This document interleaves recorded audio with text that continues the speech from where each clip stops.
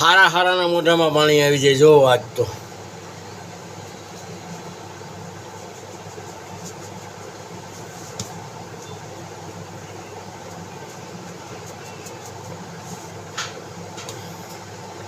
જોયું ને. હા, આ તો લેડીઝ માટે સ્પેશિયલ. લેડીઝને તો તરત મોઢામાં પાણી આવી જાય. જોજો ને. જો એમાં મીઠું મસાલો તીખા બધું નાખેલ છે. પછી એક ચોખ્ખા રૂમાલમાં આમ કરવાનું, પછી છે ને આને ચૂસવાનું. જો મોઢામાં આવી ગયું ને પાણી, આવી ગયું ને. હજી તો જોઈ જતો મોઢા પાણી આવી ગયું.